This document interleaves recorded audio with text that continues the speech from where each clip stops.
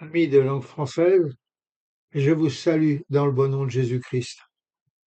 Nous continuons à regarder au chapitre 2 de la lettre aux Philippiens que l'apôtre Paul a donc leur a envoyé.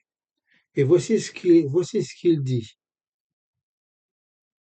Ayez en vous les sentiments qui étaient en Jésus-Christ, lequel, existant en forme de Dieu, n'a point regardé comme une proie arrachée d'être égal avec Dieu.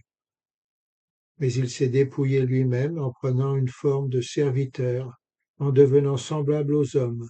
Ayant paru comme un simple homme, il s'est humilié lui-même, se rendant obéissant jusqu'à la mort, même jusqu'à la mort de la croix. Alors, c'est drôle, vous ne trouvez pas, que pour un sermon sur ressembler à Jésus-Christ, son humilité, sa douceur, sa tempérance, j'ose mentionner le mot perfection. La vérité, mes amis, c'est que Dieu recherche des hommes et des femmes qui sont parfaits. Ce que je veux dire, c'est qu'il doit exister une sorte de perfection que Dieu recherche en nous. Autrement, il perd son temps. Alors, Dieu recherche-t-il en nous la perfection absolue? J'espère bien que non. Lorsque je suis devenu chrétien, j'ai réalisé très vite que j'étais limité intellectuellement et que je pouvais me tromper dans mes paroles, dans mes pensées, dans mes actions. Il me fallut donc en toute humilité être conscient de mes limites et reconnaître mon besoin d'acquérir de nouvelles connaissances afin de progresser dans bien des domaines pour plaire à mon Dieu. Ai-je réussi? Ben non. Et j'ai très vite réalisé que la perfection absolue était impossible. Alors Dieu recherche-t-il en moi une perfection angélique? Je sais bien que ma maman disait toujours que j'étais son petit ange, mais je savais bien qu'intérieurement je ne l'étais pas. Angélique dans mon sourire peut-être, mais pas dans mon comportement. Charles Wesley, emporté par un chant qu'il venait d'écrire à la gloire de Dieu, dit un jour à son frère, je souhaiterais m'envoler comme un ange vers le ciel et au-delà, dans les cieux. Son frère lui répondit, si Dieu avait voulu que tu sois un ange, il t'aurait donné des ailes. Alors vous voyez, nous ne sommes pas des anges. Et puis les anges obéissent à Dieu par crainte et désobéissance, discipline. Peut-être que Dieu, sans désobéissance et discipline, peut-être que Dieu recherche chez moi la perfection adamique. Vous savez, cette perfection qu'avait Adam avant sa chute, l'innocence qu'il avait avant de désobéir à Dieu et de commettre le péché.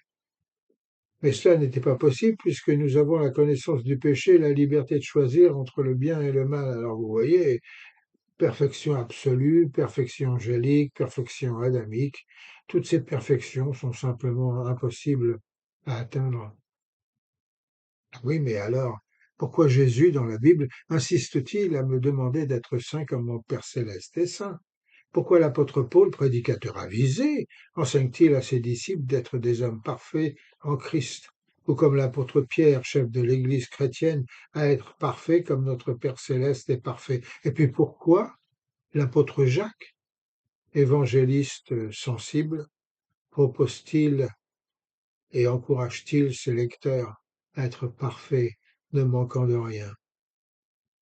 Eh bien, mes amis, parce que la perfection à laquelle Dieu regarde, ce n'est pas la perfection de notre corps, à quoi nous ressemblons, ni celle de notre pensée, de notre intelligence, car pour devenir chrétien, nous n'avons pas besoin de diplôme, d'habilité mentale ou de qualification. Ce que Dieu regarde en nous, ce sont les qualités de notre cœur, de notre âme, comme l'amour, la joie, la paix, la patience, la bonté, l'amabilité, la fidélité, la douceur, la tempérance, la bonté, la gentillesse, l'humilité, le contrôle de soi.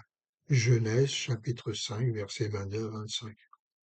Et cette perfection, mes amis, impossible à atteindre, cette perfection notre Père céleste, par la puissance de son Saint-Esprit, la met dans la vie de tous ceux qui abandonnent à lui leur vie et lui font confiance.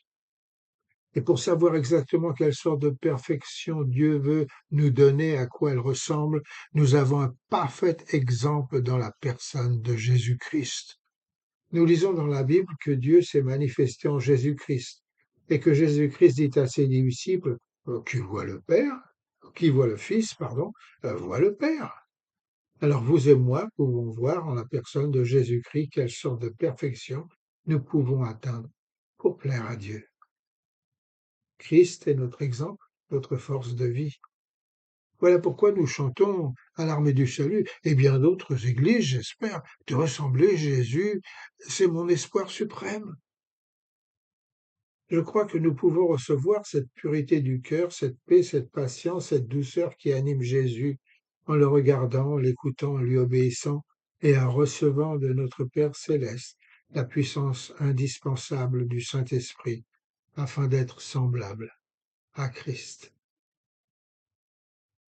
Voilà pourquoi l'apôtre Paul encourage les Philippiens lorsqu'il leur dit, si donc il y a quelque consolation en Christ, s'il y a quelque soulagement dans l'amour, s'il y a quelque communion d'esprit, s'il y a quelque compassion et quelque miséricorde, rendez ma joie parfaite, ayant un même sentiment, un même amour, un même âme, une même pensée, afin que vous soyez irréprochables et purs, des enfants de Dieu irréprochables au milieu d'une génération perverse et corrompue, parmi laquelle vous brillez comme des flambeaux dans le monde, portant la parole de vie. Alors donnez-vous à lui, devenez ce flambeau qui va briller dans ce monde qui a besoin de découvrir que Dieu les aime. Dieu vous bénisse.